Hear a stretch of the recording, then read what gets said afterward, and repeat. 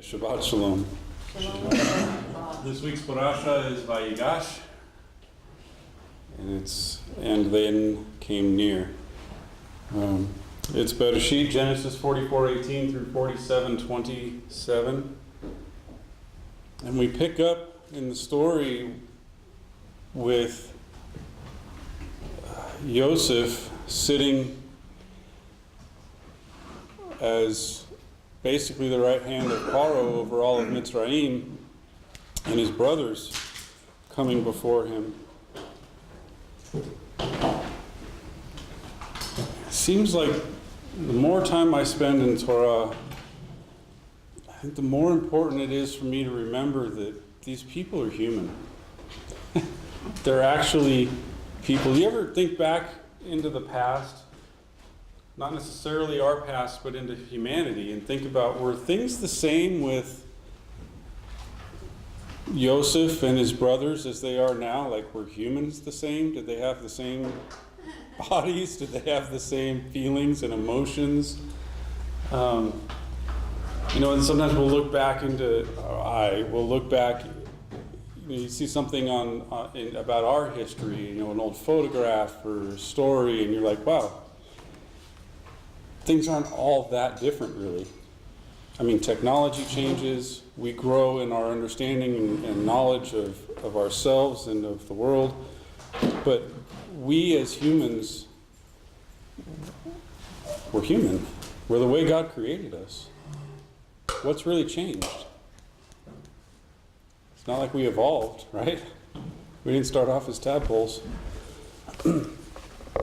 We are the way God created us. And so these lessons that we read about in Torah, they're applicable. And not only are they applicable, but they shouldn't be so far from us that we can't comprehend them, right? We should be able to look at these stories and see the humanity in them. Experience the emotions that these people went through. And this week's portion, I think, is full of emotion. We begin in 44:18, and Yehuda came near to him and said, I remember what Mike had shared with us last week about the order of the children, right? The order of the sons, and who was stepping up and who was failing, and who the lot was falling to next, in essence, right? And so here we have Yehuda. Wasn't first, wasn't second, wasn't third, but he was fourth. And so here we're beginning with the fourth son. So Yehuda came near to him and said, O my Lord, Adonai, please let your servant speak a word in the ears of my Lord, and let not your anger glow on your servant. You ever you come to someone and you're going to tell them something, right? But you're like, wait, let me just preface this with a little background, right? Let me give you a little history on the situation. And you kind of know right there, oh boy, here we go. If you have to preface this with something, it can't be good, right? Why do we do that? What's in our nature that makes us want to tell a backstory? What's in our nature that makes us want to put everything on the table, in essence? Think about it. There are a lot of times in our lives where when we are choosing poorly, we won't want to give the backstory. We'll want to keep as much information close to the vest as possible. We will, in essence, lie, cheat, and steal to keep people from knowing everything because we think we can control a situation, right? Yehuda takes this opportunity and he throws out on the table a little mini history of his story.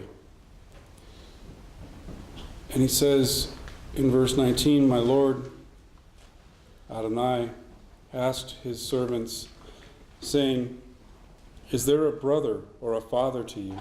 He's repeating the story back to Yosef. Yosef's the one who asked him, do you have a brother? Well, in that case, go get him and leave one here while you go. Yehuda's repeating it back to him. Yehuda's enacting a principle that Yahweh wants us to live in, which is balanced weights and measures and speaking the truth and being principled in character, right?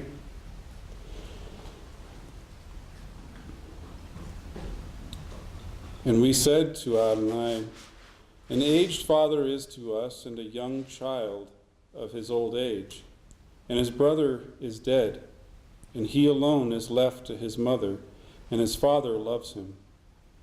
And you said to your servants, bring him down to me, and let me see him. And we said to my Lord, the youth is not able to leave his father, and if he should leave his father, he will die.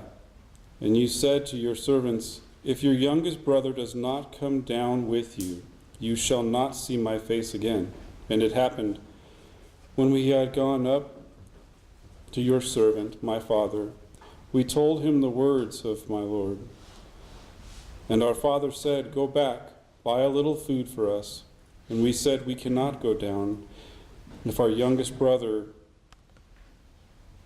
isn't with us.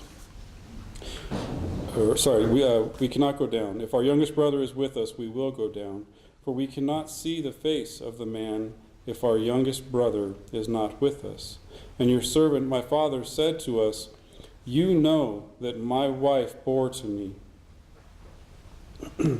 and the one went out from me. And I said, indeed, he surely is torn in pieces, and I have not seen him until now. Judah is standing here representing his family, and he's telling the story of what happened to Joseph. But he's not telling it from, he's telling it from the perspective of his father, right? He's telling it from the perspective of what would happen to the head of their family if their father lost another son from the same mother. And so Joseph is able to hear from Yehuda a desire to preserve what his father has left, and an acknowledgement of what's going on in their family and how where their father's heart is at. So Judah steps up. He steps up and he speaks the truth. Up in 29, and if you take this also from my face and proclaim harm to him, you will bring my gray hair to the grave in sorrow. And now when I come to your servant, my father, and the youth is not with us, and his soul being bound up with his soul, it will be when he sees that the young youth is not, he will die. And your servants will bring down the gray hair of your servant, our father, to the grave in sorrow. For your servant was surety for the youth with my father, saying, if I do not bring him to you, I shall be a sinner against my father all the days. And now, please, let your servant remain as a slave to my Lord instead of the youth, and let the youth go up with his brothers. For how can I go to my father and the youth not be with me? Lest I look on the evil which will find my father. You guys see what Yehuda is doing here? Let's turn to 1 John.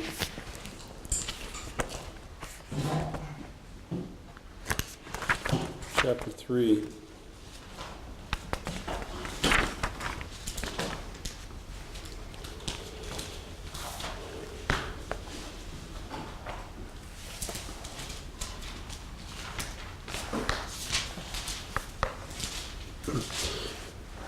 Let's start in verse 13. Do not marvel, my brothers, if the world hates you. We know that we have passed from death to life because we love the brothers. The one not loving the brother remains in death. Everyone hating the brother is a murderer, And you know that every murderer does not have everlasting life abiding in him. By this we have known the love of Elohim, because that one laid down his soul for us. And on behalf of the brothers, we ought to lay down our souls. Whoever has the means of life, whoever has the means of life of the world and sees his brother having need and shuts up his bowels from him, how does the love of Elohim abide in him? My little children, let us not love in word or in tongue, but in deed and in truth. And in this we shall know that we are of the truth, and shall persuade our hearts before him. That if our heart accuses us, we know that Elohim is greater than our heart and knows all things. Beloved, if our heart does not accuse us, we have confidence with Elohim. And whatever we ask, we receive from him, because we keep his commandments, and we do the things pleasing before him. And this is his commandment, that we should believe the name of his Son, Yeshua HaMashiach, and love one another, even as he gave command to us. The one keeping his commandments abides in him, and he in him. And by this we know that he abides in us by the Ruach, which he gave to us.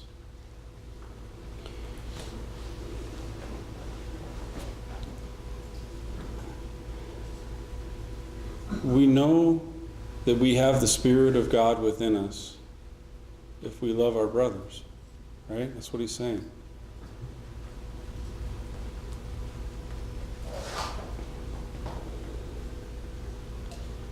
If we see that our brothers are in need of something pertaining to this world, and we have the means and we don't provide it, there's no love in our hearts. Now, how many of us would not help a brother in need? I pray that we don't find ourselves in that situation. John writes about the conviction of the heart. Think about Yehuda and what was on his heart in this situation. What did it take for Yehuda to get to the place where he was willing to put his life up for his brothers? A whole lot of things happened in Yehuda's life leading up to this moment. And it is at this point that Yehuda says, you know what? My brother's life and my father's peace is more important than my life. Man, it is really easy to get caught up in this world and to put off the needs of people around us because,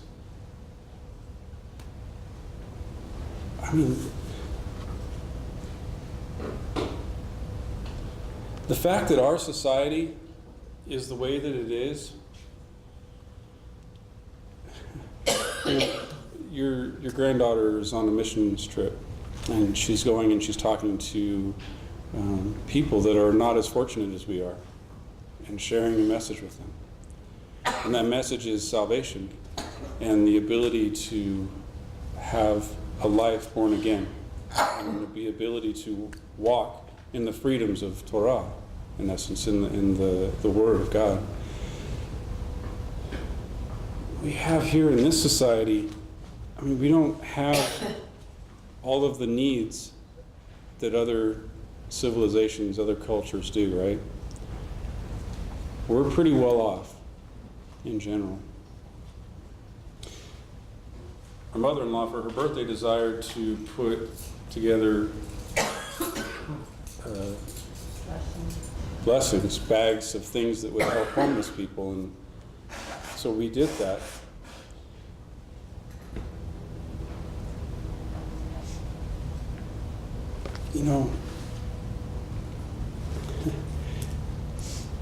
Sometimes it was a hard thing to stop the truck and to take the time to hand a bag out the window to someone who was in need.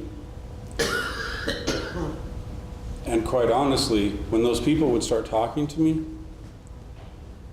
sometimes the hardest part about it was waiting for the light to turn green so I could go. Not sometimes, one time. It's not like I had a whole truck full of bags. Okay, so there was one time. But what a conviction I had in my heart in that moment. I didn't know this person. I don't know what this person has been through in life. But the guy started talking to me about some of the things that he'd been through. And I had the conviction in my heart to battle all of these inclinations within me saying, you know what?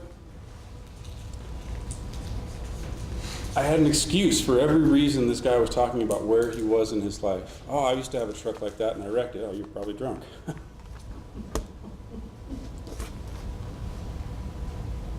He's standing there on a street corner, and it is cold. It wasn't cold like this week. Good Lord. This week was cold, wasn't it? All right, sorry. But anyway,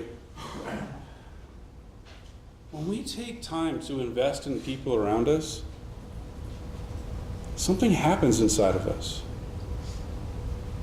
The Spirit of God begins to activate, becomes more, we allow the Spirit of God to move and to flow freely through us. The more we do it, the more Yahweh moves in our lives. It's kind of funny how that works, right? The more we walk out His instructions, the more He's present in our lives. It's amazing the way He puts this all together. What about our brothers and sisters? You know, we have the blessing, the opportunity to come together here into fellowship. But how often do we take time to invest in each other outside of fellowshipping here in community? I'll tell you, for me, probably not as much as I should. You know, I try to call my brother Eli, but he doesn't answer the phone. Oh my gosh.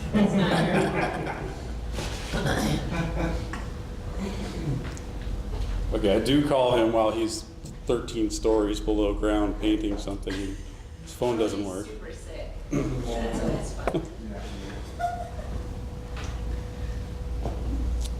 The more we invest in people,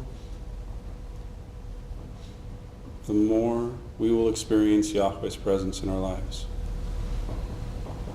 The hard part is, the more we invest in people, the more we have to sacrifice of ourselves. Because sometimes it's just easier to sit on the couch and watch TV, or to busy ourselves with the things that we need to do around our homes or in our own lives. And honestly, when you think about it, you know, when we get done with working 40 or whatever hours a week we work, and taking care of our homes and fellowshipping on Shabbat, how much time is there really left in a week? It doesn't seem like there's very much sometimes, does there? And so, as blessed as we are in this society, it's a burden. The things of this world weigh down our ability to walk in Yahweh's presence. It's amazing the way that works. The more we invest in our brothers, the more we'll experience Yahweh's presence in our lives, the more we will know that the Spirit of God moves in our hearts. Chapter 4, same book, 1 John. Let's pick up in 18. There is no fear in love, but perfect love casts out fear, because fear has punishment, and the one fearing has not been perfected in love. What kind of statement is that, right? Perfect love has no fear. And if you have fear, then you have not perfected love. How many of us have fear in relationships? Any relationship? A friendship? A family relationship? A relationship with probation, parole, counseling, anything. And we haven't perfected love in that relationship. We have family members that are estranged. We have friends that we have turned a blind eye to. We have people in our lives that they're complicated. I mean, I talk all the time about some of the people that Eli and I work with, and I'm impressed sometimes when he tells me that he's able to talk to certain people all day long, because it's hard.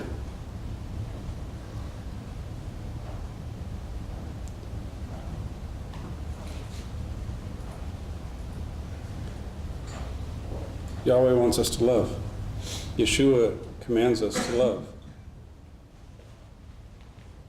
You know, we can honestly boil down all of Torah to just that. If you love the people around you, if you love Yahweh and the people around you, you're not going to violate any of Torah.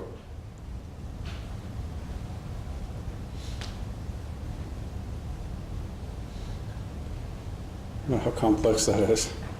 We have an entire book that tells us how to live, what to do, what not to do, where to go, where not to go, when and how, and then at the focus of it all should be love, right? A love where we are willing to lay down our lives for the people around us, for our brothers and sisters. Verse 19, we love him because he first loved us.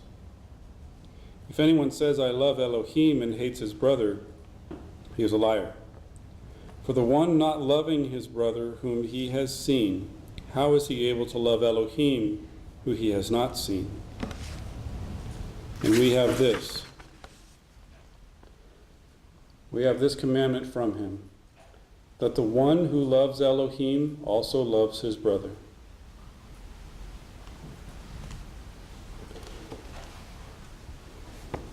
How do you guys feel about the fact that basically what was just said was your relationship with God will be measured by your relationship with the people around you?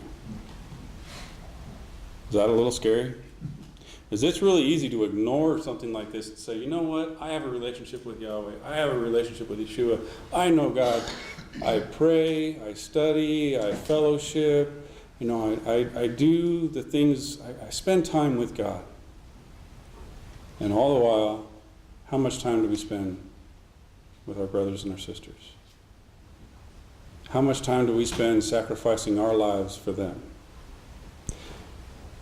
Now, this doesn't necessarily mean finding someone who's standing in front of a court, in front of a judge, and going up in front of them and saying, you know what, incarcerate me instead of him. Let him go.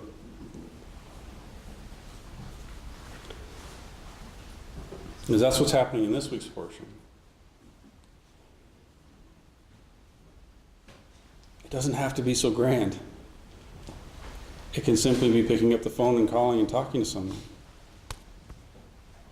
It can be spending that time with a family member that you might not otherwise want to.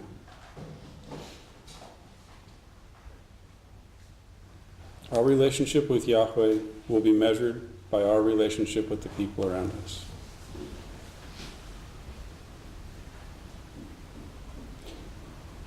You know, if we pervert that, what would we do? We would go and falsely have a bunch of, on the surface, seemingly good relationships so that everything would appear okay on the surface, and thereby our relationship with God would be okay, right? But remember, we're human. How much of us is beneath the surface? Well, like 99.9% of us? Our feelings, our emotions, our thoughts. And so we can't just have surface relationships. We can't put on a facade and pretend like everything's okay. Yehuda did that in essence by sharing what was going on, why he was willing to offer up himself. Because of the love that his father has for his brother, and the fact that his father had already lost another brother, son, Yehuda was saying, you know what? My father's happiness is more important than mine. My brother's happiness is more important than mine. Whose happiness is more important than yours?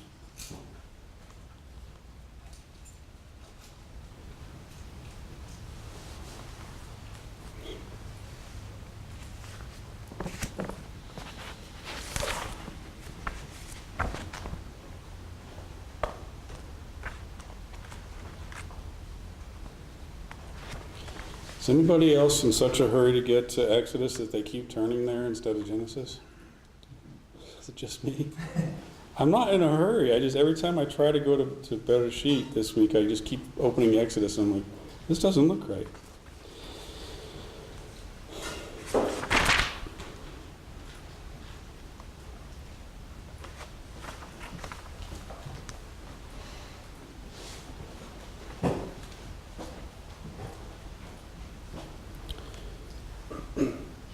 Back in this week's portion, chapter 45,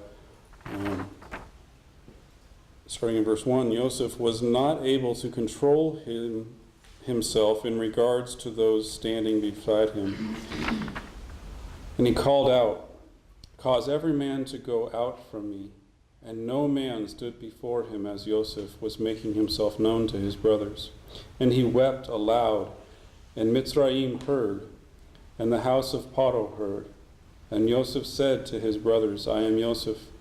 Is my father still alive?" And his brothers were not able to answer him, for they trembled before him. And Yosef said to his brothers, "Now, come near to me." And they came near, and he said, "I am your brother Yosef, whom you sold into Mitzrayim. And now do not be grieved, and let no anger be in your eyes, because you sold me here. For Elohim has sent me before you to save life."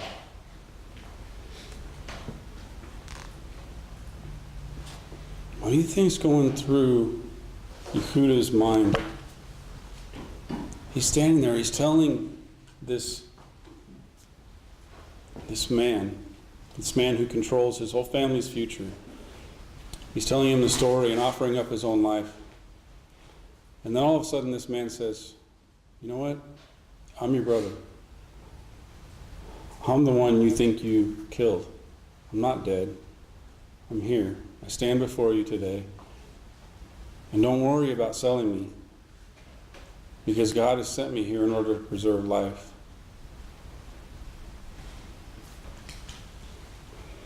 How many times has someone hurt us? Hurt our feelings, broke our trust, abandoned us, neglected us, said something inappropriate, like me this morning.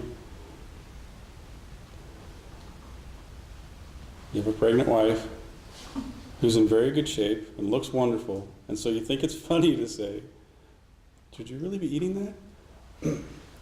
That's not what you said.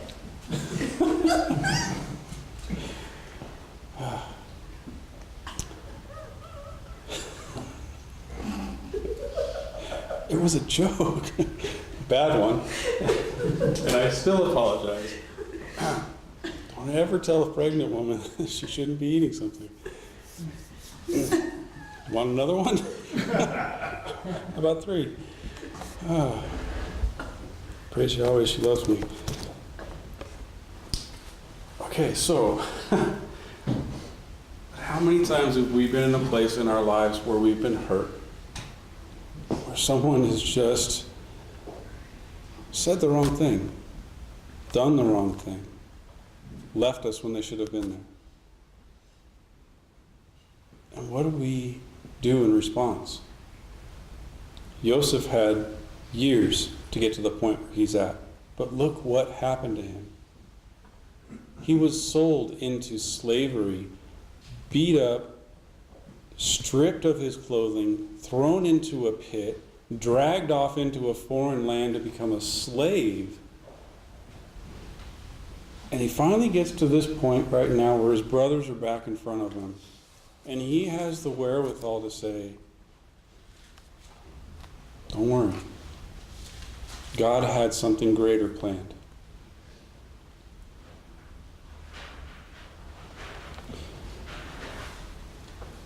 Did Joseph hold over his brothers' heads what they did to him?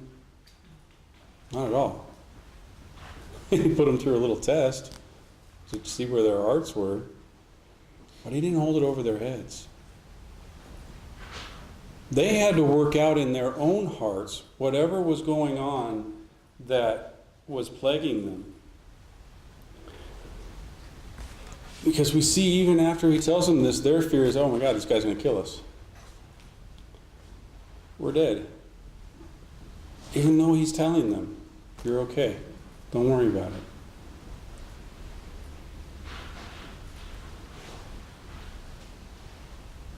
How important is our own happiness? Is it important enough to hold something over someone's head when Yahweh may have something far greater in store? Is it so important for us to have someone be held responsible for what they might have done to us, that we try to be that judge instead of let Yahweh judge? Do we hold back our love? Do we hold back the presence of the Ruach from our own lives? Or are we going to allow it to flow? It's not an easy thing. It's not an easy thing to forgive. And forgiving doesn't mean we condone what's happened, right? Yahweh forgives us. Yeshua forgives us. It doesn't mean he approves of the things that we've done in our lives. It means that he forgives us. And he asks us to do the same. He asks us to love.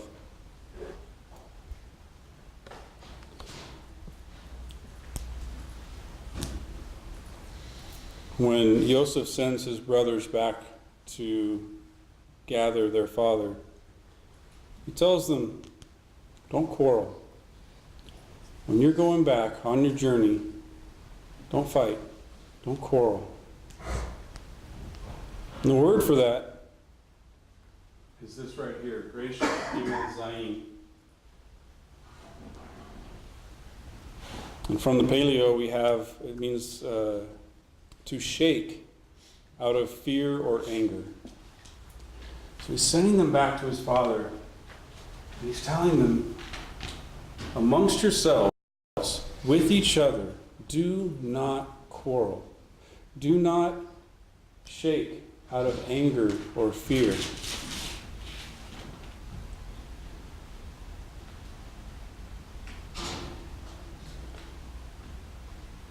The brothers are going back. What do you think's going to happen between these brothers on the journey back to their home? I mean, they're human. What's probably going to happen? They're going to start throwing stones.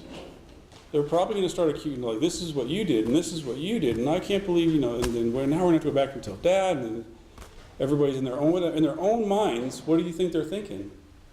How am I going to get out of this? What am I going to say? What can I make up? What can I do? How can I make this better?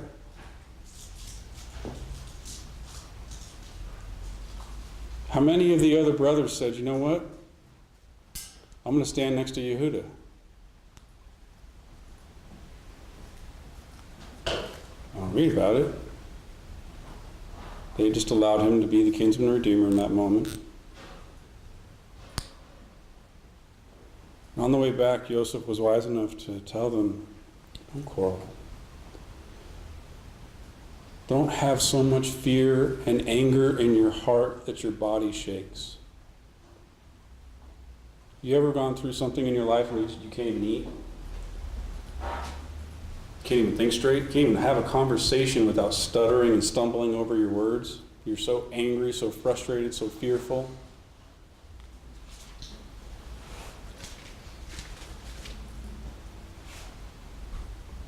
This is the word that Joseph was using to describe that. And this is what he was trying to tell them not to do. He was trying to give them that peace, because everything that would have caused this fear within them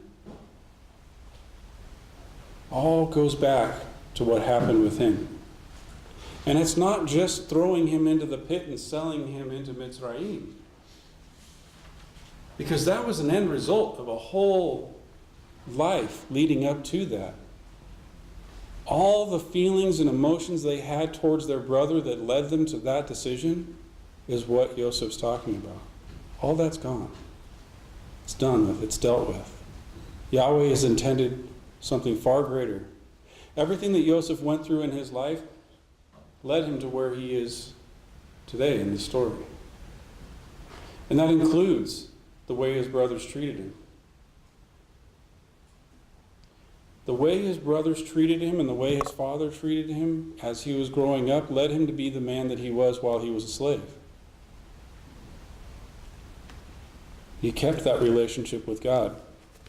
He kept that relationship with Yahweh and was able to walk in Yahweh's presence in the face of all of the things that the rest of the world would probably allow them to stop. If those things happened to us, how many of us would be able to continue on? How many of us would be sitting in an office somewhere talking about all of the horrible things that our parents and siblings did to us instead of being able to walk in the presence of Yahweh?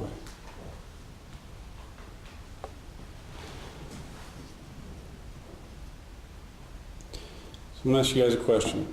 Are you Hebrews? Are you Hebrew?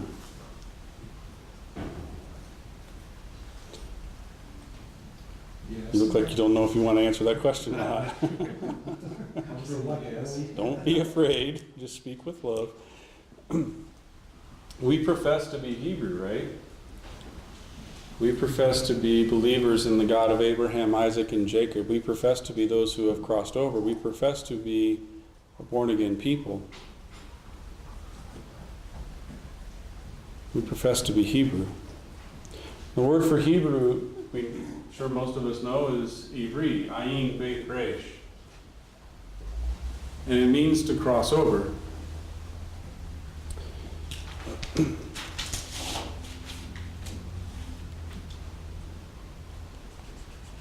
What is it that we've crossed over from, if we are Hebrew?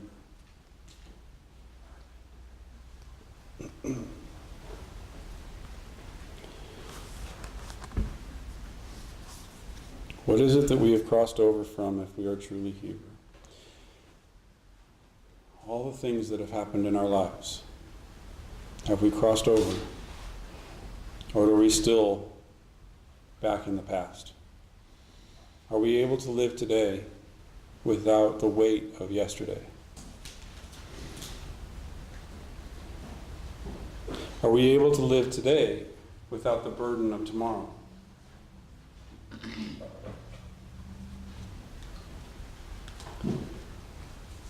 What does it mean to be Hebrew?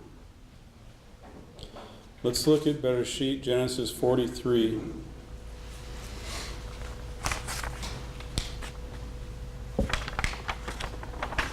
Mike jumped ahead last week, so we'll jump back this week. 43, look at verse 32.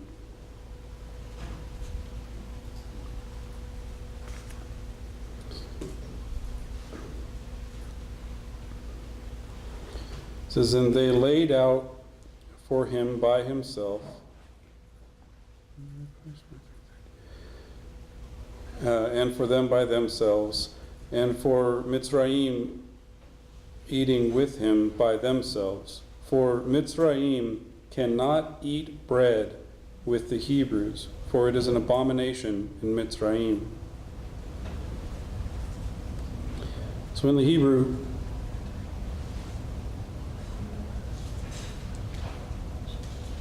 So that was 32 and 33, or sorry, 32. In the Hebrew, in verse 32, it says, "For not are able Mitzrayim, or Egyptians, to eat with Hebrews bread, for that is an abomination in Mitzrayim." So, okay. So, in Egypt, it is an abomination to eat bread with a Hebrew. Right?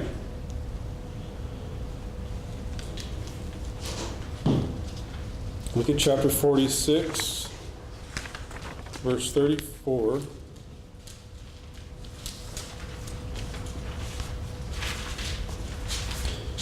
"You shall say, your servants have been men of livestock from our youth, even until now, both we and our fathers. This is so that you may live in the land of Goshen. For the abomination of Mitzrayim is every shepherd of flocks." Okay. We're talking about things that are an abomination to Mitzrayim, that are an abomination to Egypt, right? That word for abomination is this word here, tav ayin beit. And it means to hate something, something that is disgusting. So not only do you hate this thing, but the thing itself is disgusting. And so you hate something that is disgusting. It's kind of like a compounded dislike for something.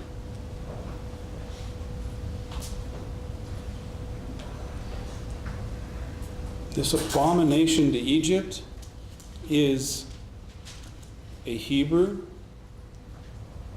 This abomination to Egypt is a shepherd of the flocks.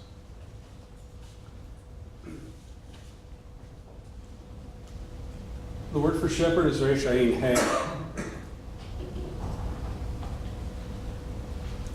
Shepherd of the flocks. Shepherd is one that feeds, pastures, and cares for either cattle, sheep, goats, etc., right?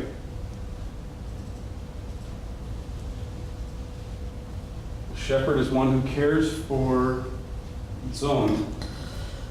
This word here, Zadi Aleph Nun. The word means small in the context of a cattle, sheep, or goat, or a flock. It's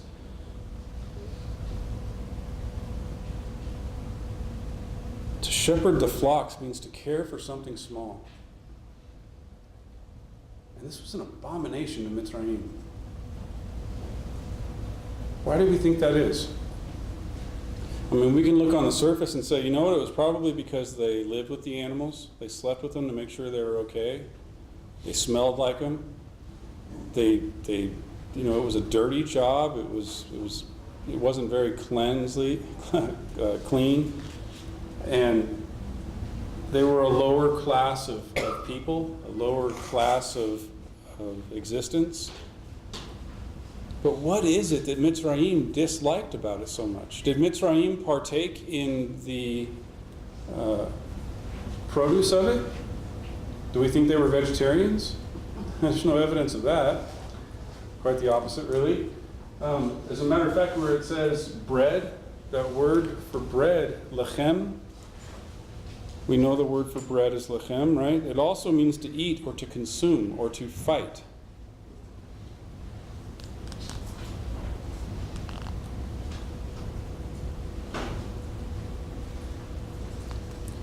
Lechem, lamed chet mem, can also mean to fight. It was an abomination for Mitzrayim to fight with the Hebrews, in essence, to consume, to grind up. Okay, what do we do when we eat? Why is that such a big deal for us here at the Hebrew House? Because we're hungry. No. Because it's an opportunity to come together to eat, to satisfy the body and our soul through communicating and fellowshipping with each other. It's a way to stay connected as a community for a longer period of time because we don't have to part ways. We don't have to wait for this to be over so we can all get out the door and make it to Pay and Pork, right? That's my past. Golden Corral. That's what my mom used to call it. Mom and Dad would call it Pay and Pork because you just pay and you go and you pork out. We weren't very Hebrew. All right. This was an abomination for Mitzrayim to partake in this, right? They did not want to break bread with a shepherd of a flock, someone who cared for something smaller than themselves. Think about that in our society.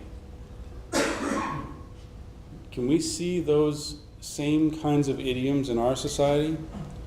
I can see it on my job site. I think I have a decent job. I'm a painter. I put paint on walls. That's what I do. It's pretty exciting, right? Well, you ask a Sparky what they think about a painter, and I am a much lower class of existence than an electrician. I make a couple dollars less an hour than he does. What does it matter? Okay, so we can see class envy, class rankings within our society very easily, right?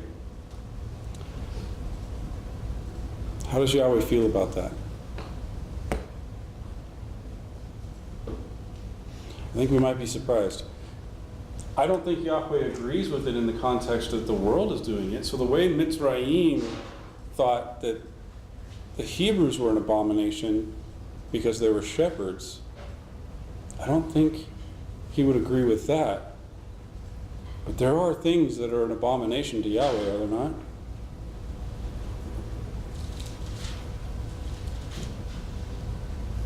In Shemot, Exodus chapter 8,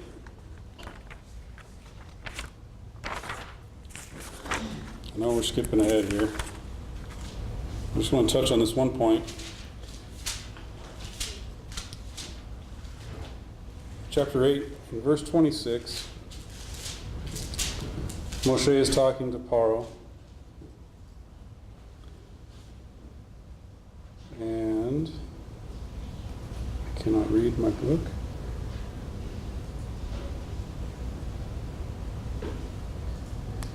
We'll start in 25. And Paro called for Moshe and Aharon and said, "Go, sacrifice to your Elohim in the land."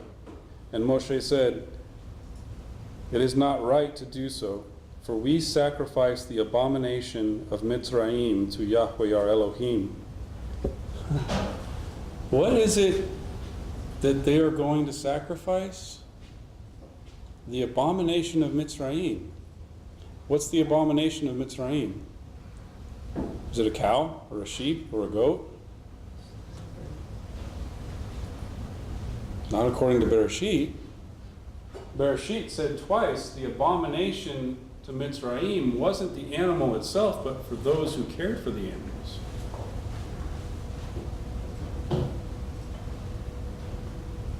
I'm not trying to split hairs here, and I'm not trying to say that what Moshe was telling Paro was that they were going to go perform a human sacrifice. But think about it. Who did Abraham offer up on the altar? His son. Who did Yahweh offer up on the altar? His son. Who do we think the children of Israel were going out to offer up on the altar for Yahweh? Yahweh says he never desired the blood of bulls and goats. He desires a broken and contrite heart. They were going to offer themselves. They were going to offer that which was an abomination to Mitzrayim, in my opinion.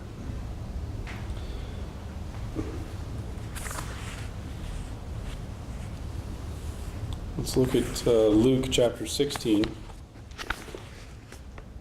How do we become an abomination to Mitzrayim? How do we make ourselves an acceptable offering to Yahweh and an abomination to the rest of the world? Let's look at what's an abomination to Yahweh.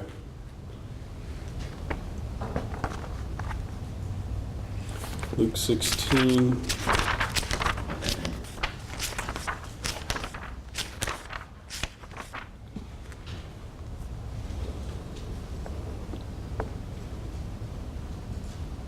Let's start in verse 14. And being lovers of money, the Pharisees also heard all these things, and they scoffed him. And he said to them, you are those justifying yourselves before men, but Elohim knows your hearts. For the thing highly prized among men is a hateful thing before Elohim. It is an abomination before Elohim. Torah and the prophets were until Yochanan. From then, the kingdom of Elohim is being preached, and everyone in it pressing into it. And everyone is pressing into it. But it's easier for the heavens and the earth to pass away than one tittle of the law to fail. Think about what Yeshua is saying here. Those things that are lifted up by men are an abomination to Yahweh.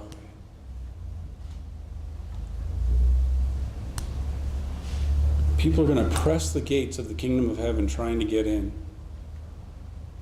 But it would be easier for one part of this Torah, the one little teeny tiny stroke of a pen, to fall away from this Torah.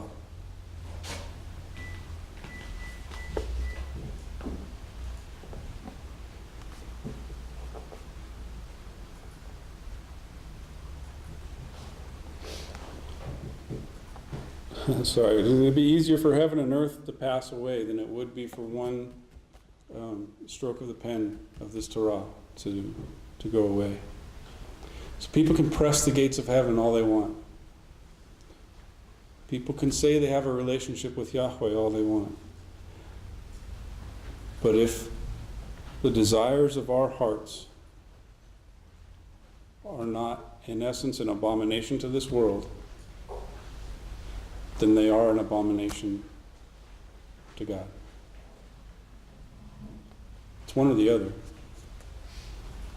The things that we put our heart towards are either an abomination to the world or an abomination to God. There's no joining the two. We can't love money and God, right? We can't put ourselves before our brothers.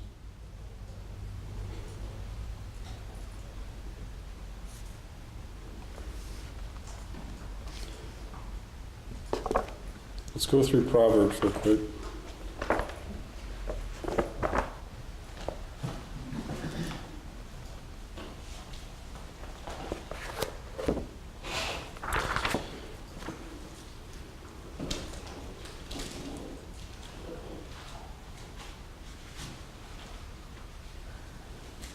Proverbs chapter 6, verse 16. These 6 things Yahweh hates, yea, 7 are hateful to his soul: a proud look, a lying tongue, hands that shed innocent blood, a heart that plots evil plans, and feet hurrying to run to mischief, a false witness who breathes lies, and he who causes strife among brothers. You know, one of the things that we see in these Proverbs when it says that there are 6 things, even 7, there's usually an emphasis on that last one, that 7th, right? So there are 6 things that are hateful or an abomination to God. 7 that are an abomination to his soul. That 7th thing is one who causes strife among brothers. All those other things, kind of easy maybe to avoid, right?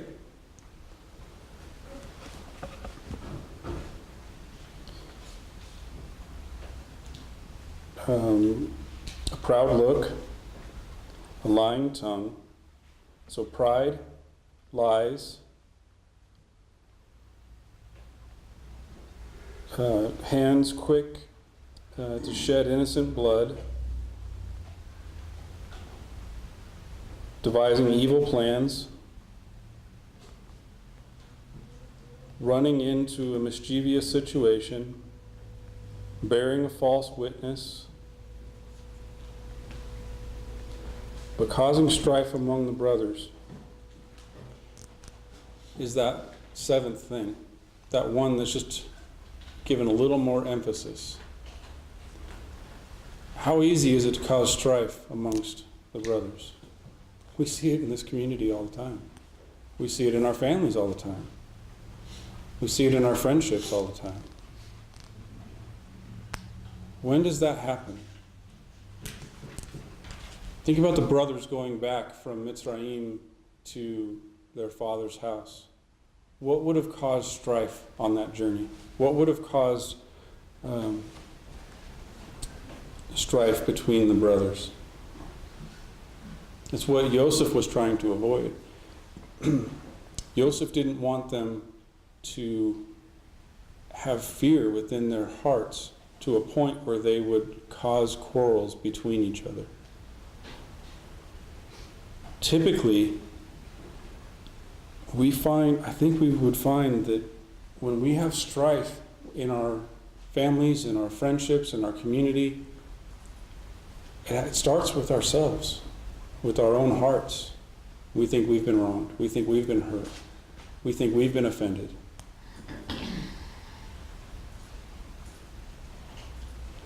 And as soon as we take that into ourselves and we hold on to that, what are we doing? That's causing a strife. If we're not willing to let something go, if we're not willing to let someone be human, if my wife wasn't willing to accept my apologies when I recognized that I had said something stupid, where would we be?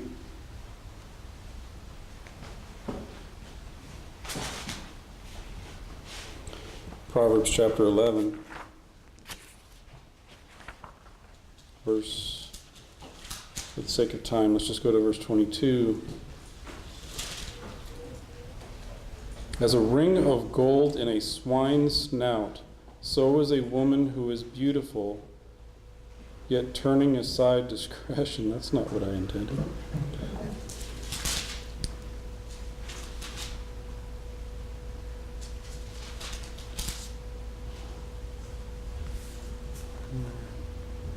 Okay, let's skip that one. Go to chapter 15.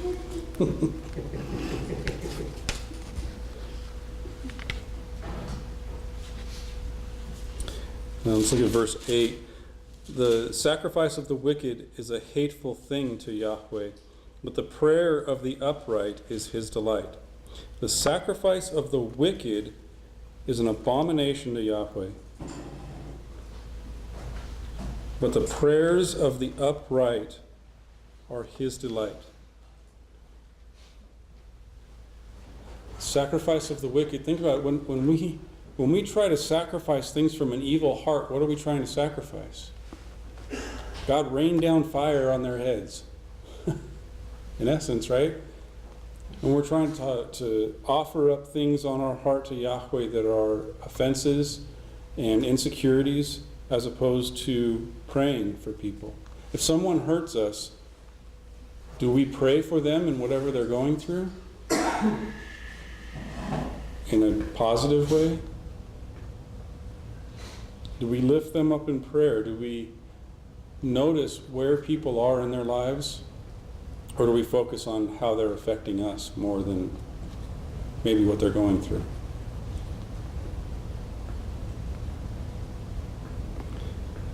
Verse 9, the way of the wicked is hateful to Yahweh, but he loves him who pursues righteousness.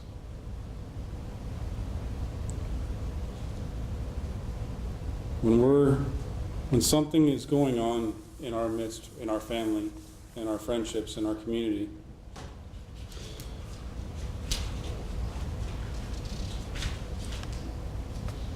the way of the wicked is hateful to Yahweh, but he loves him who pursues righteousness. You know, the thing about pursuing righteousness, sometimes it's not what you want to do. Sometimes it's not what you might feel is right. Think about David. He was anointed king over all of Israel. Yet Saul was still on the throne and tried to kill David time and time again. And David was given opportunities to usurp Saul's throne, to kill him. But he refused because he chose the righteous path. He didn't do what would have felt right. He did what was right. How do you get those answers how do we get those answers in our lives? Through prayer and petition, through following the inclinations of our hearts. If you give yourself over to sin enough, the inclination of your heart is going to be sin. And what feels right from the heart is going to be a deceitful, wicked thing.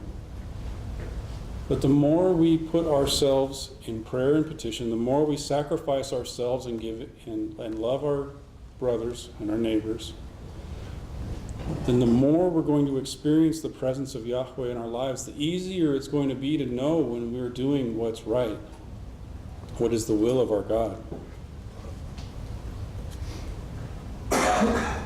Go down to verse 26. The thoughts of the wicked are very hateful to Yahweh, but the words of pleasantness are pure.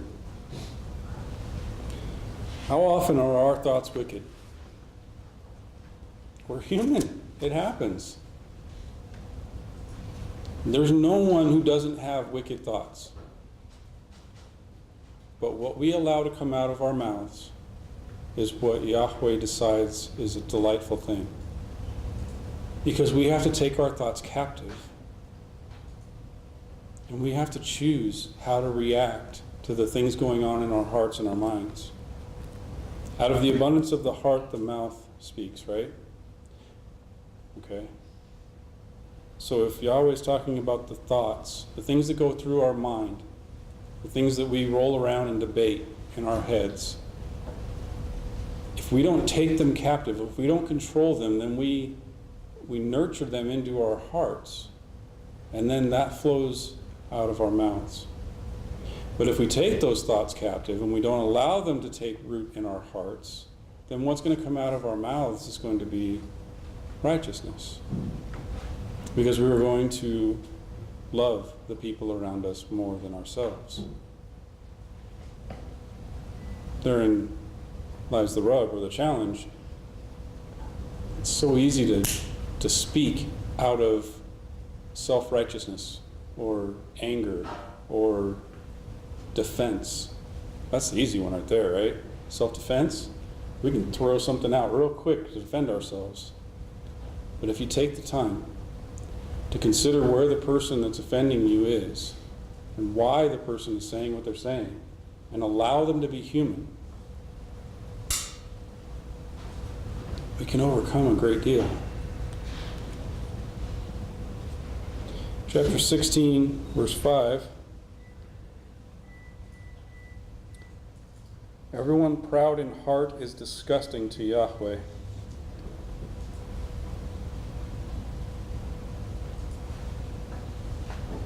Though hand join in hand, he shall not be innocent. Everyone proud in heart is disgusting to Yahweh. That's a hard one to swallow, isn't it?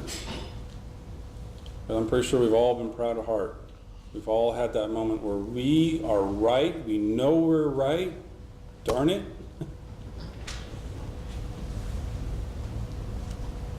And that to Yahweh is disgusting. That is an abomination. We shouldn't see ourselves as right in our own eyes.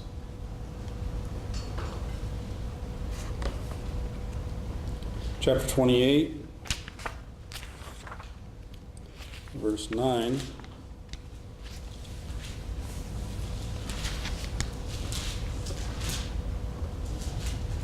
Whoever turns aside his ear from hearing Torah even his prayer is an abomination.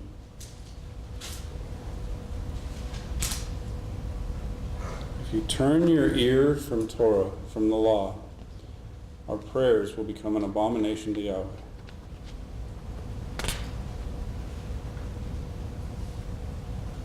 All of these things that are abominations to Yahweh are loved by the world.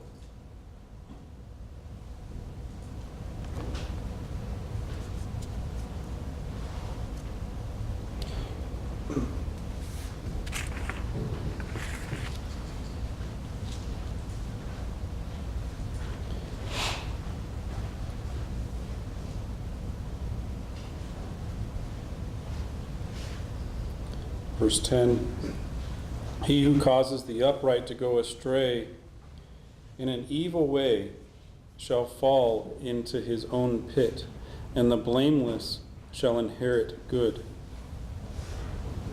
Who's blameless? No one, right? So what does it take to be blameless? The love of Yeshua. Our decision to not be proud of heart. Our decision to not put ourselves before someone else. Our decisions to listen to Torah. And when we listen, we mentioned that we can find anything in Torah to justify what we want, right? You can open up this book and you can find some way to justify any single action you want. But that would be perverting it. That would not be opening up our ear to it. That would not be taking up wise counsel, discussing things with our brothers. That would not be considering the way Yeshua told us to look at Torah, which was through love. We've talked about how there are different ways to look at Torah, and we look at the one where it's pretty specific, I think, when Yeshua is asked, why did Moshe give us the ability to divorce our wives for any reason? And Yeshua says, well, in the beginning it wasn't that way. It was because of the hardness of your hearts. So there's instructions in Torah upon instructions upon instructions upon instructions. But if we operate from a pure heart and a pure mind, and if we operate out of love,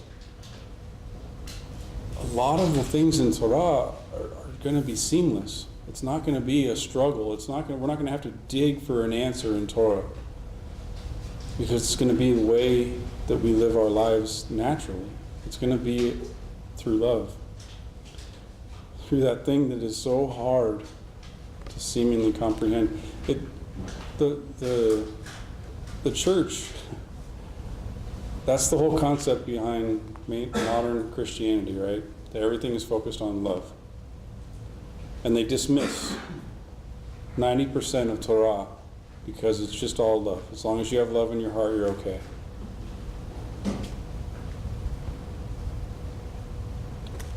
Notice how the world loves that.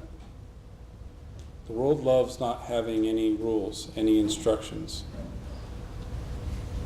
The world loves not being held accountable for anything. The world loves not being judged. They also love judging and holding accountable.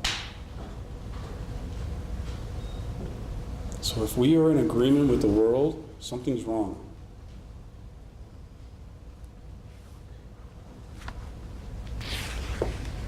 Into Revelation. One Revelation. Into John. The one book. Chapter 21.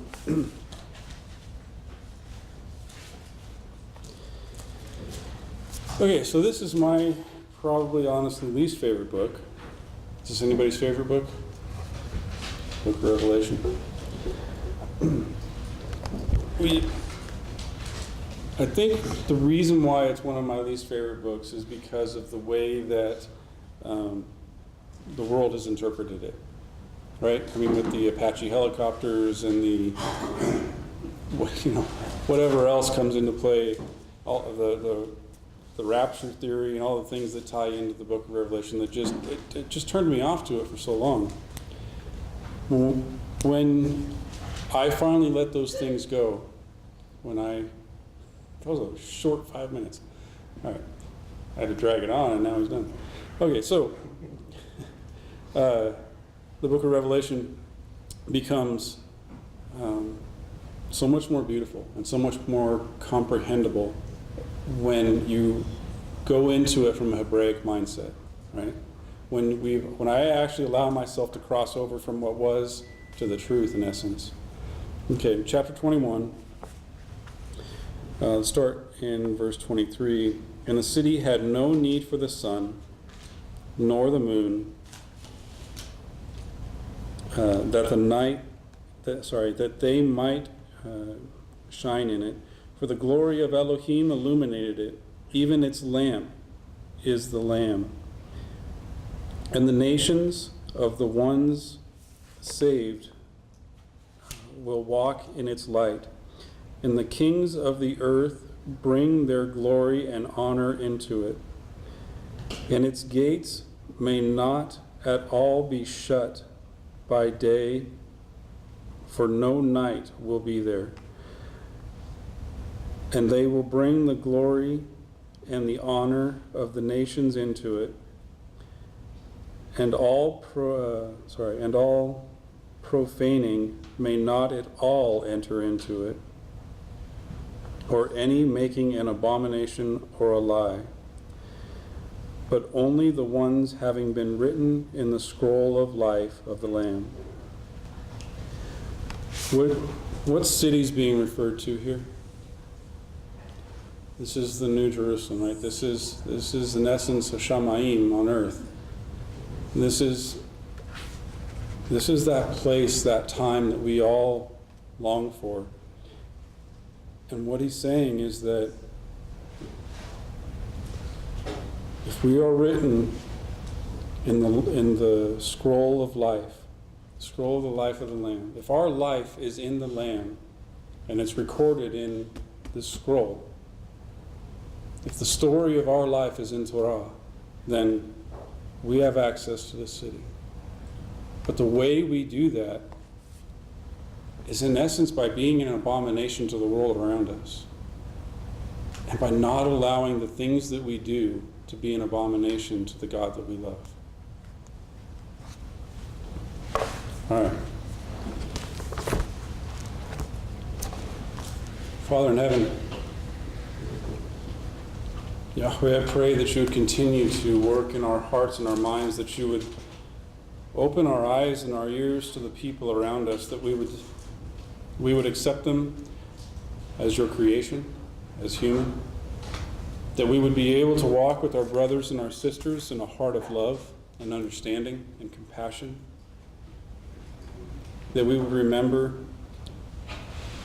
to filter all things through your word. Father, I pray that we would know and accept and understand that the measure of our love for you will be evident in the way that we love the people around us. Help us to love more and to praise you more.